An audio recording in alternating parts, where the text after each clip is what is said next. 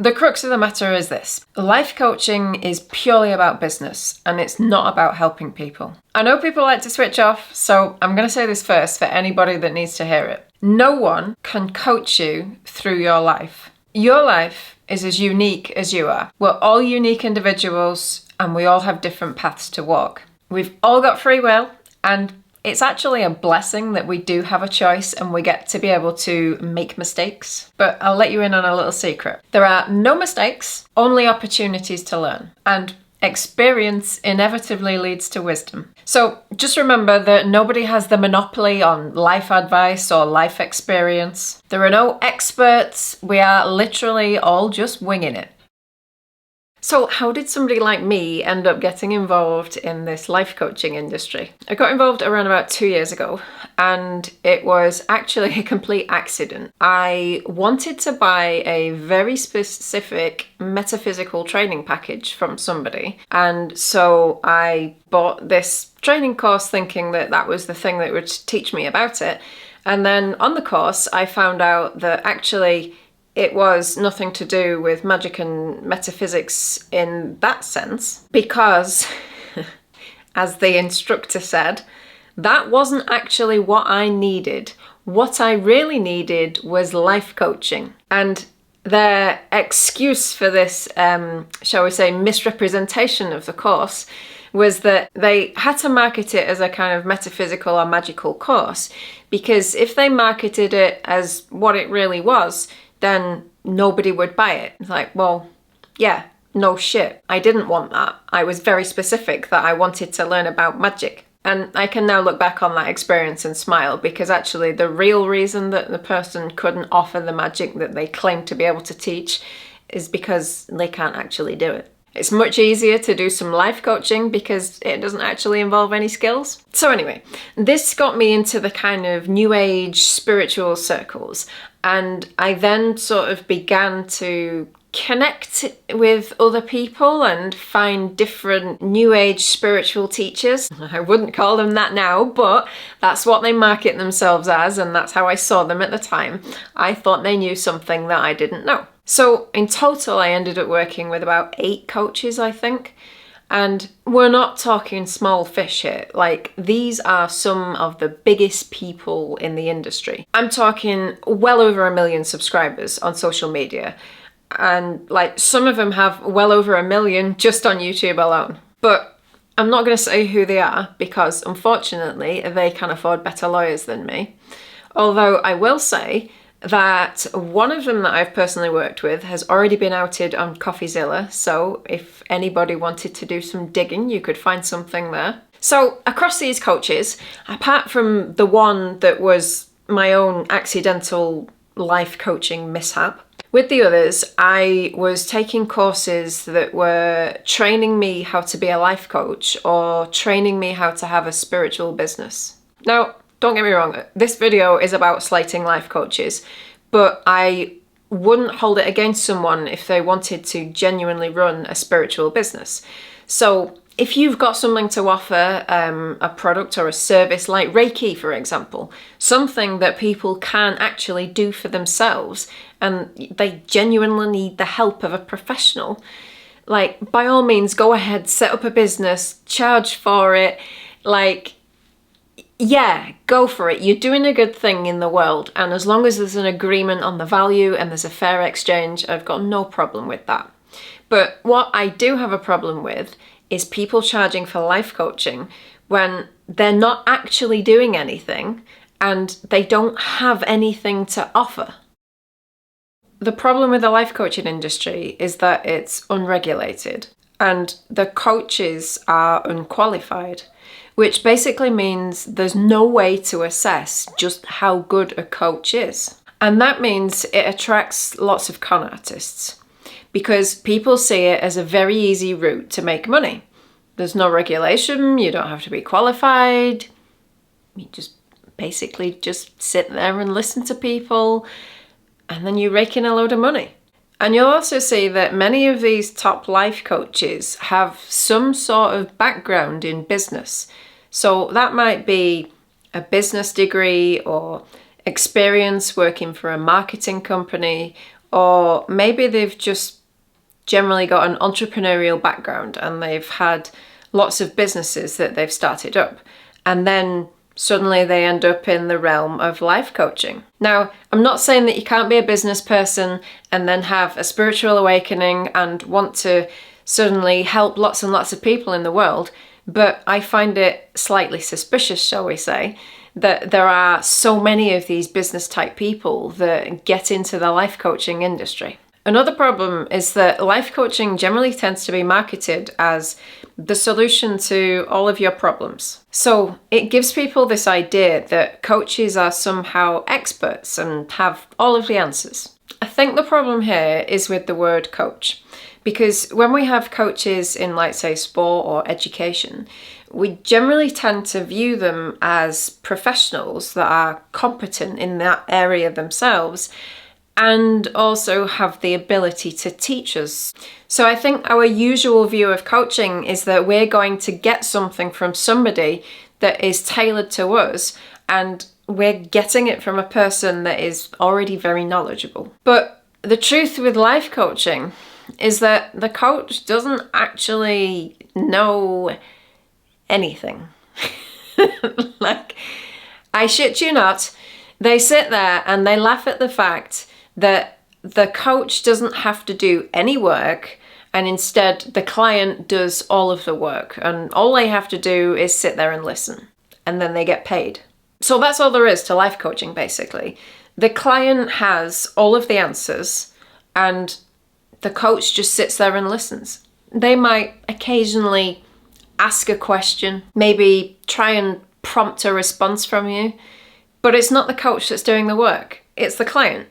So, like, if the client's doing all the work, why isn't the client getting paid? Just a thought. So if your idea is that you want to work with a life coach because you want to talk to somebody or you want someone to work through your problems with, then please, please, please do that with a professional. Do it with either a therapist or a counsellor. Somebody that is actually trained to take care of your mental health. These areas, therapy and counselling, they're regulated as well, so you know that you're going to get somebody trustworthy.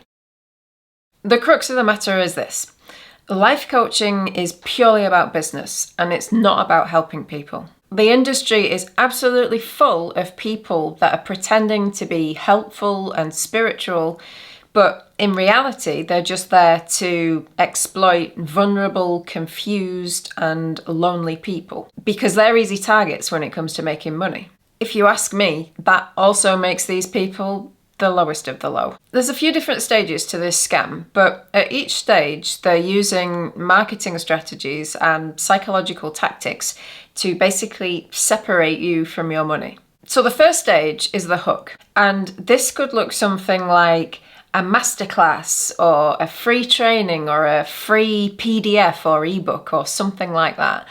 And this is basically something to just lure you into the system so that they can take your contact details. They put you inside what they call a funnel, and this is basically the container where all of the sales pitches and marketing come into play. Now, what you'll find is during these masterclasses or ebooks or whatever, there'll be a lot of hype about how great they are and how much they're offering, and it's not costing you a penny. But the reality is they won't tell you anything that you don't already know. So they contain very little value, and they are basically a sort of a pep talk. So they'll be worded in such a way that they make you feel really good about yourself and get you hyped up, but ultimately they are leading towards a giant sales pitch for the thing that they really want to sell you. These hooks are actually really clever tactics because not only do they end up taking your contact details and then getting you into a system where they can just bombard you with marketing emails, but by offering you something free, it also creates a sense of debt. So you then feel obliged to do something for them because they've given you something free. There'll be a lot of like gaslighting in there as well, bullshitting, as to how good this training that they've just given you actually is and how much more they have to offer you. And so with this sense of indebtedness that you have from just having received this incredible, amazing free training, and coupled that with now you're looking at this person and thinking like they have so much to offer. I really want to know what else they've got that could really help me out. When you bring these aspects together, you then feel much more inclined to purchase something else from them if they offer it to you. So then the next stage after the hook is the offer for product one. Now, this will usually be something that looks too good to be true. And my mother always used to say, if something looks too good to be true, then it probably is. And it's pretty good advice, I think. So they will offer you something that appears to be really heavily discounted, but it will be, this heavy discount will only be available for a very small amount of time. So it might be something ridiculous like, and I've actually seen this, get £20,000 worth of training for just £3,000 if you pay within the next 3 minutes. And to you, you're thinking, wow, that's like how generous that you're offering me this amazing discount. But the reality is that the discounted price is actually the normal price, and they just inflate it to make you think that you are getting a really good deal. Also, assuming you're not doing like a live training or something like that, when you do these pre-recorded trainings and they say, and I've seen this one as well from a really big company that's quite popular at the moment, they offered something at a really discounted price if I paid within the next 24 hours. And there was this big deal that this offer was only available for the next 24 hours. And after that, poof, it was gone. So I signed up with a different email address. And what do you know, the exact same offer was there with all the same nonsense about how it would only be available for 24 hours. So if you don't believe me, you can go and try that yourself. But again, this is just a really common psychological tactic that is used in business.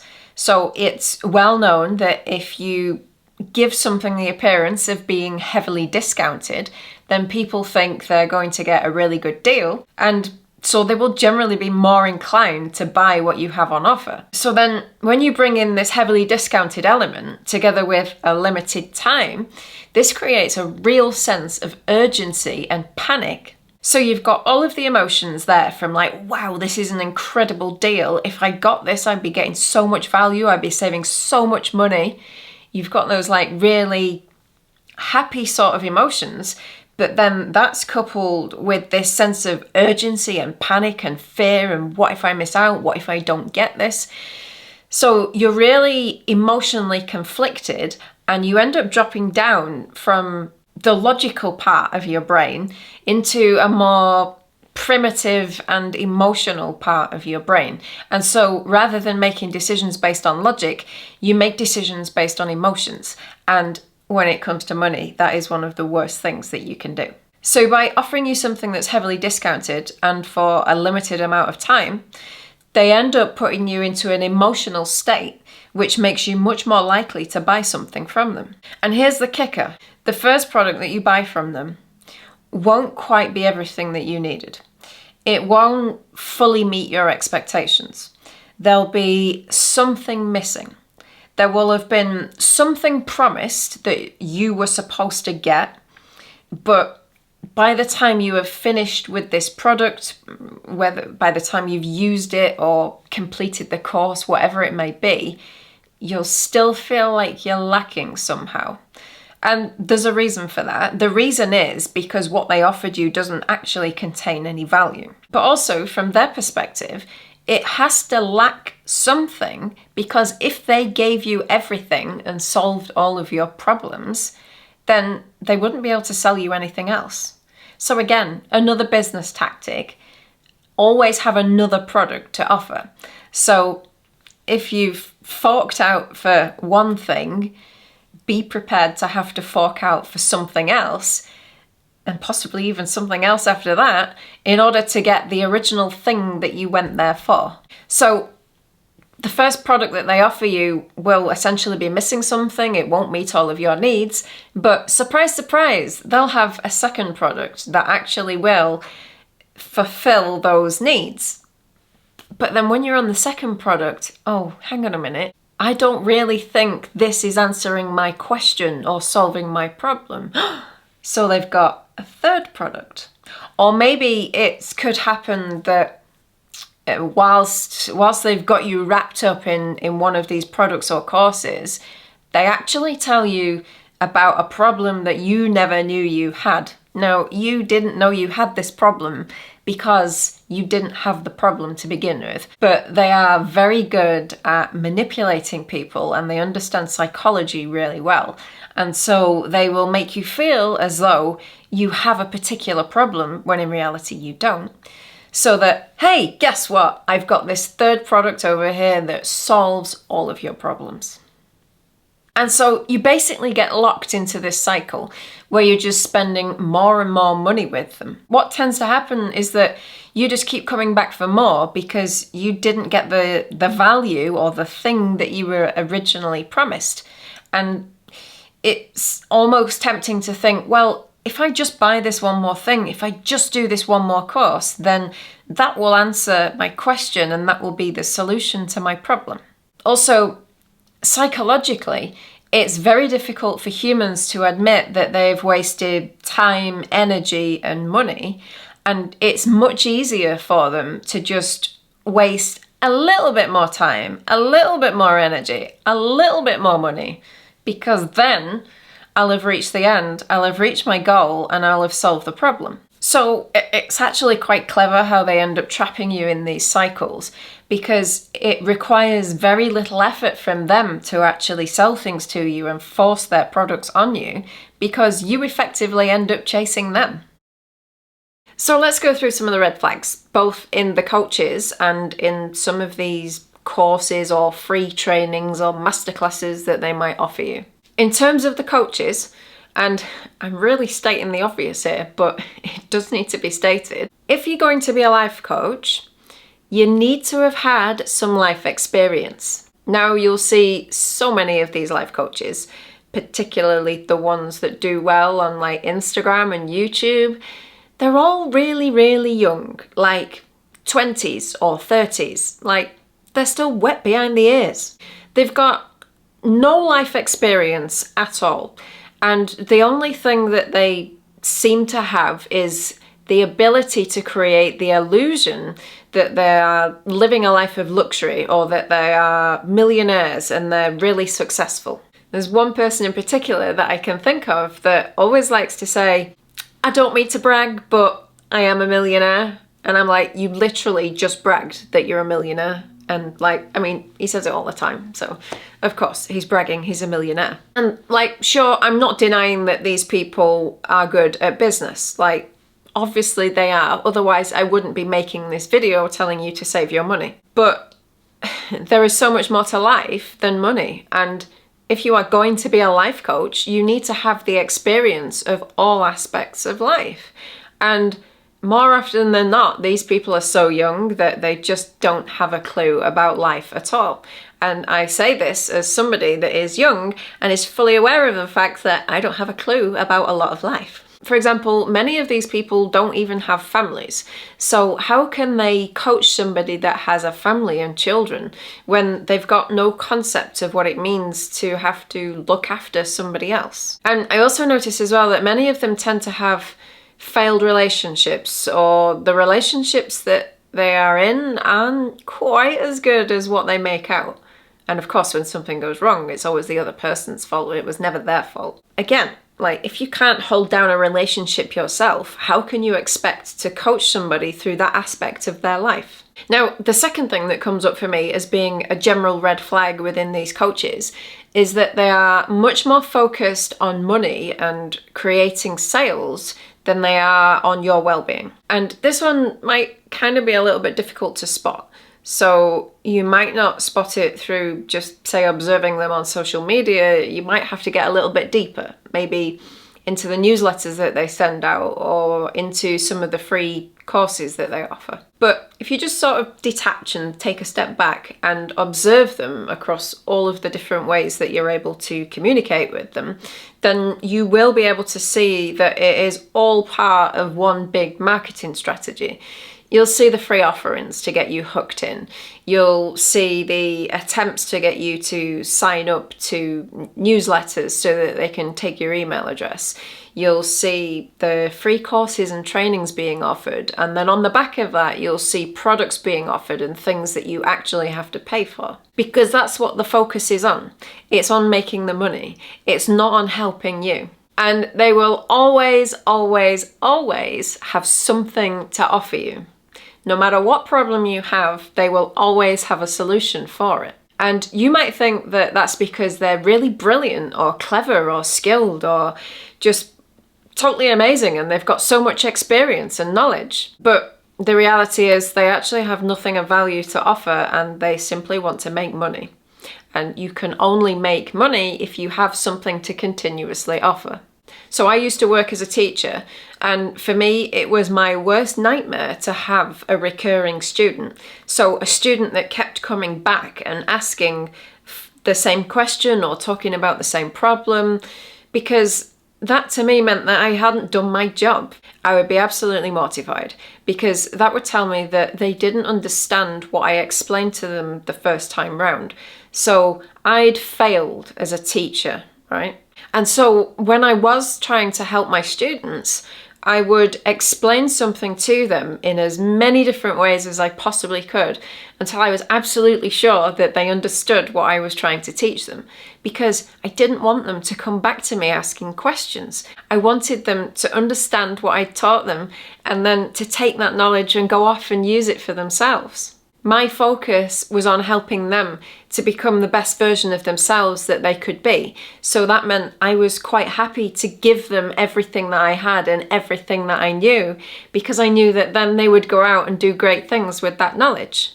Now, with these life coaches, it doesn't work like that, because if they were to give you everything that they knew, then you'd never come back and they wouldn't make any money. Coaches need you to continuously return so that they can keep making money, which means that they will withhold certain things of value from you or just not give you any value at all, probably because they don't have any within themselves.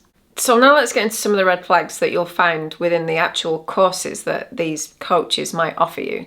So it could be anything from, say, an actual life coaching package where they're coaching you, or it could be a course to improve some area of your life, or it could be the actual training to be a life coach. And actually, here's a really, really great red flag. Given that the life coaching industry is unregulated and that these life coaches or the gurus, they are unqualified, what then makes them qualified to offer life coaching training? Just something for you to ponder. Would that be irony when you have people that haven't received any training charging people to receive some training? I don't know. Anyway, from a business perspective, there are some red flags that we've probably already touched on, so I'll try and go through them quickly. So first of all, you'll see that the masterclasses or free courses or lower priced items are generally sales pitches for some other more expensive item or product or service or training or course or whatever that you need. Because of that, you will constantly see these higher priced items being mentioned because they want to make you aware of the fact that they have it there and, you know, you can pay for it, you can buy it, and you can give me some money. You'll see the limited time heavily discounted offers in order to make you feel emotional and therefore more likely to buy something from them. And you might be able to see through like newsletters and the way that they communicate with you that they're trying to get you stuck in a loop where they will be continuously offering you something. There'll be like one more meditation to purchase or one more course to purchase or one more something to purchase. And that's again an idea that you've stuck in this loop. Now, the psychological red flags for me are much more insidious. It's one thing just doing cold business, but when they start using psychological tactics on people and really emotionally manipulating them, then that's just like... Most of the psychological tactics actually work on this idea that they need to sell you this limited time discounted offer. And so when it comes to the time to really sell that and push that on you, that's when they'll bring out the big guns with the psychological tactics, and that's where it's just like red flag central. I've already mentioned that when you get emotional, you're more likely to make poor decisions and therefore buy something. So they know that they need to make you emotional. One of the ways that they can get you emotional is by working you into a frenzy. And they can do that by getting you to dance or to sing or to chant. One of the things that I've seen that's really common, at the beginning of the course, they will get you to kind of dance to some music, and they'll claim it's to help you relax and shake it all off. And no, actually what they're trying to do is make you more emotional and make you more compliant. Second red flag, fatigue. They intentionally make these courses really long and have really long hours in order to purposely tire you out. Because again, when you're tired, you make poor decisions. You might find that the courses themselves are really long. In other words, they last a week, but then when you reflect on the content, like they probably could have said it all in an hour. Or maybe the days will be really long. It might start at like 9 in the morning and finish at 5 at night. And again, you could have fit all the content into 1 hour. They will never, ever, ever finish on time. And again, like when I was teaching, this was something that was always drilled into me, was super important. Like, you have to finish on time, because in those last few minutes, people start clock watching because they want to be out of there. But if they're trying to tire you out, they can't finish on time. They have to overrun because they want to drain all of your energy. And then on top of that, the one that I used to find the most frustrating was that they will include ways to waste time whilst you're actually in the course. So this might look like a breakout room, or inviting members of the audience to share their experiences. Maybe a workshop of some kind. Now, I'm not saying that these things can't be helpful. Like, of course, when I was teaching, I made use of workshops. But more time should be spent on imparting information rather than consolidating it. Consolidating is a relatively quick process in comparison to actually absorbing that initial knowledge. I remember on one of the courses that I did, there was much more time dedicated to this. It was like, I think it was called a workshop, but it was more like this guy just stood there chatting shit and people sharing their experiences. So there was more time dedicated to the consolidation of knowledge. I was going to put that in inverted commas because they didn't really share any knowledge. But anyway, the consolidation aspect took up way more time than the actual teaching aspect. So that was a red flag. Next red flag, mirrored body language. If I can create a mirroring of our body language, then that makes you much more suggestible. Actually, this is something that I learned when I was teaching. So we were taught that if you were going to ask a question to the room, if I were to just stand here and ask a room full of students a question, I'm probably not going to get many volunteers for an answer. But if I go, who can tell me the answer to this question?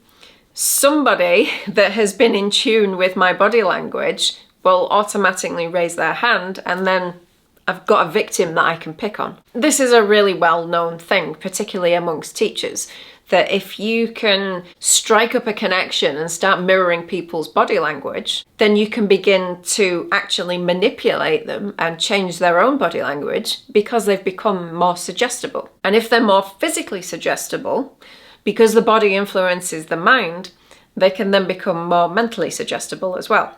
In other words, you can get them to buy something from you. So you'll see a lot of stuff like that, trying to create this mirroring effect in the body language. So I've seen that tactic used. I've also seen some crazy nonsense. I don't know what the fuck that was, but I've seen it and it seemed to work on people. Anyway, just be mindful of the fact if somebody is trying to get you to copy their movements or if somebody is actually telling you to move your body in a specific way. So next there is shaming. They will literally make you feel bad for not having finances. Now, bear in mind, these people are life coaches and they're claiming to be able to help you live a better life. But yet, if your finances aren't in the right place, then suddenly you're not worthy. You don't need help. If you're genuinely in a position where you can't afford the extortionate amounts that they're trying to charge, then you'll see this shaming coming through by saying things like, you're not willing to invest in yourself, you're not ready to change your life, when in fact you actually really genuinely are, and you're in a really bad place and you haven't got the finances to do that, but you're desperate and that's why you're doing these free courses. What other things have I heard? Oh, the people that have already paid are action takers. They're the leaders of this world. And if you haven't yet paid, or if you haven't made a decision to join us on this course, then you're clearly not a leader, you're not an action taker, you're just a follower. And that's okay, because there have to be leaders and there have to be followers in this world. Like, let's just call it what it is. It's gaslighting. Oh, some of the worst things that I've seen as well. I've actually seen these people encourage people to take out loans and get themselves into debt just to buy a course that they don't need. If you see somebody encouraging you to get into debt, whether that's taking out a loan or borrowing money on a credit card or taking money from friends and family, like, that's just, no, get the fuck out of there. Like, you don't need to be doing any of that shit. Oh, and then, like, my favorite red flag. This one's brilliant, you'll love it. So, like, when people question these coaches, if you actually want to help people, then why do you have to charge so much? And then they respond, I have to charge you so that you value it. It's like, nah. No. They say this to try and insinuate that you are lazy and somehow you won't do the work if they don't put a really hefty price tag on the course. But this is absolute bollocks. If something has value, you will value it regardless of the cost. And just to give you an example, think about children and pets. So some of the most valuable things in my life haven't cost me anything. I really value my dogs. One of those cost me 150 quid, the other one cost me a tenner. A tenner, come on. Like, I could have got a coffee and a cake for that. And yet it doesn't detract from how much I value him. And in terms of, like, the life experiences that I've had, the two most valuable experiences in my life were my PhD and then an opportunity that I got to live and work abroad in Italy. And I didn't pay anything for either of these experiences. In fact, they paid me to have the experience. What I'm trying to say is, everybody has their own idea of what is valuable.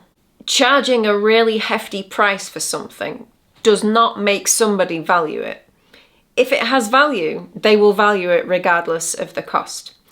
All that an inflated price tag does is create the illusion of value, because in reality, especially, and I'm talking like where these courses and these life coaches are concerned, they have nothing of value to offer. So they need to create that illusion. Finally, as a red flag, if being within these life coaching communities or these spiritual new age communities, or if being within the community of a masterclass or in the group setting whilst you're on one of these courses, if it generally tends to have a cult-like feel, then that's a red flag. So what you'll tend to see is that the coaches tend to position themselves as these powerful, all-knowing leaders, even though they might occasionally state that they're just there as a guide. Their actions will say something completely different. They'll initially make you feel really special because you've joined this awake and conscious community that nobody else has managed to find or get into because everybody else is asleep. And so they'll start to separate you and the people in this group from the outside who maybe aren't doing the work or aren't as evolved, aren't as conscious, or don't know something, they're not as spiritual. I don't know. They can phrase it in any number of ways, but they will create a distinction between what's going on in this group setting and everybody else that's outside that isn't privy to the happenings within this group. And that's because the people on the outside, they're not quite as special as you. So they're creating like this sense of community, and that might be further strengthened through dodgy handshakes or I don't know, strange dances or movements, maybe inside jokes or something like that. You get the idea. And then there'll be a fear of excommunication.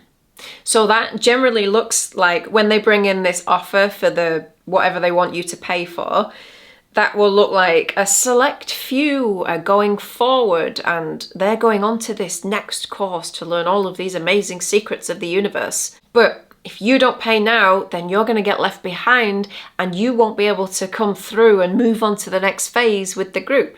In other words, like, we've created this great sense of community here in this little masterclass and on this free course, but if you don't pay, you're not coming through with the rest of us. You're out. So they're generating a fear of missing out, basically.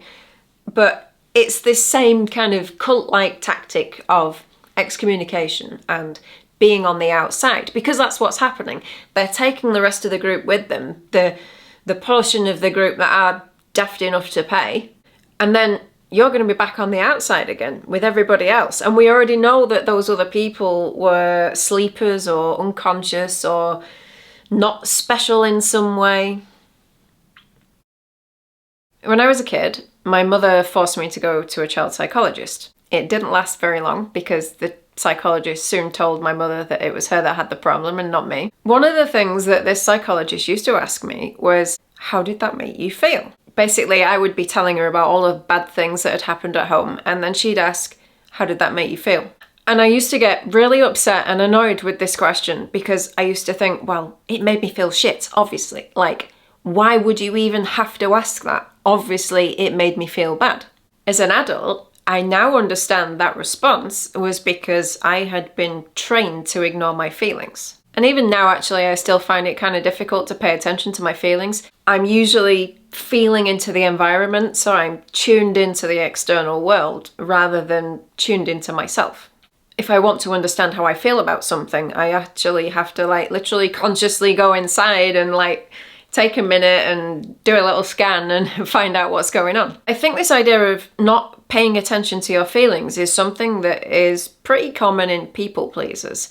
And incidentally, people pleasers tend to be the types that are attracted to these life coaching training courses. But your feelings are actually the best coach and guide that you will ever have. And really, all the life coach is doing when you get into these sessions is asking you how something made you feel so that you can start to use your feelings as like a GPS or a guide as to what actions you need to be taking.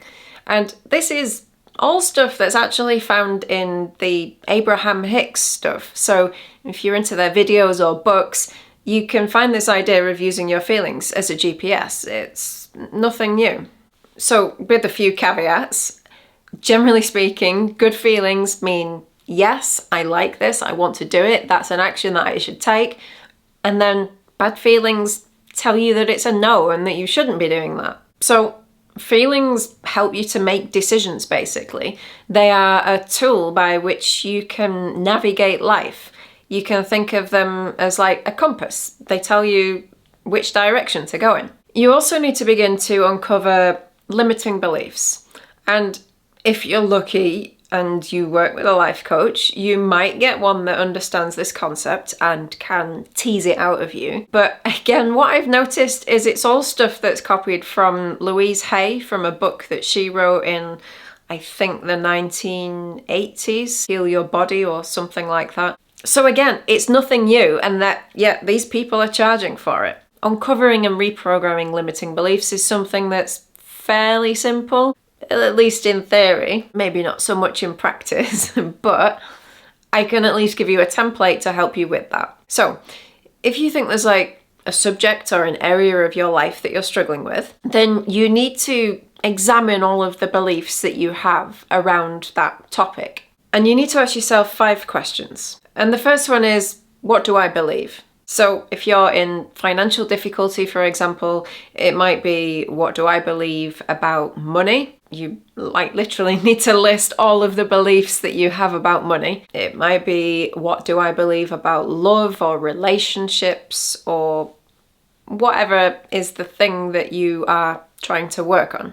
Then you need to ask yourself, is it true? So for each of the beliefs that you've identified, you need to ask whether or not it's true. And I'm pretty sure that you'll have some beliefs that probably are true and some beliefs that definitely aren't true. And these are your limiting beliefs. The ones that definitely aren't true are the ones that you need to change. Okay, so then just working with the ones that aren't true, the next thing you need to ask is, why do I believe it? You can begin to work this out by asking, what evidence do I have for it? And then you can ask, where did that belief come from? Or maybe more accurately, who did that belief come from? It might be that there was an incident that happened when you were younger that made you believe it, or it might be that there was a person in your life that told you something that made you believe it. So just take some time to figure out why you believe all of these negative limiting beliefs. Then the 4th thing that you need to ask is, what is my truth? Or what do I want to believe? So in many cases, it will be the exact opposite of this limiting belief that you've managed to write down. Or in some cases, it could be something slightly different. You're basically looking to find a positive belief that you think is true and that you would like to replace this old negative limiting belief that you've got. And then the final question that you need to ask is, what evidence do I already have to support this new belief? By taking the time to pick out some evidence to support your new belief, then this really helps to like cement it and make it firm within yourself. Now, you'll probably find that you have to keep working on this last question, so you have to continuously collect evidence for your new belief. This is why it's difficult changing beliefs and habits, because whilst it can be very easy to identify patterns of thinking where we're going wrong, it can be much more difficult to correct those and create new patterns. Because this is the thing with these negative beliefs, right? They only take root because we focus too much on the negative stuff and like we ignore the good stuff. Whereas if we just spent a little bit of time focusing, if we just switch that around and we spent more time focusing on the good stuff and less time focusing on the negative stuff, then we wouldn't have a problem to begin with, because we would already be in a space where we held that positive belief. But we're human beings and we automatically gravitate towards the negative. So it's nobody's fault. It's not your fault. Like, you can't blame people for holding these negative beliefs. But what I'm saying is we just need to take a little bit more care over which pieces of evidence we choose to accept to support the beliefs that we actually have. So to recap, in order to be your own coach, you need to allow your feelings to be your guide and allow them to help you to make decisions. And you need to always, always, always question the validity of your beliefs. And then if you do that, you can achieve anything.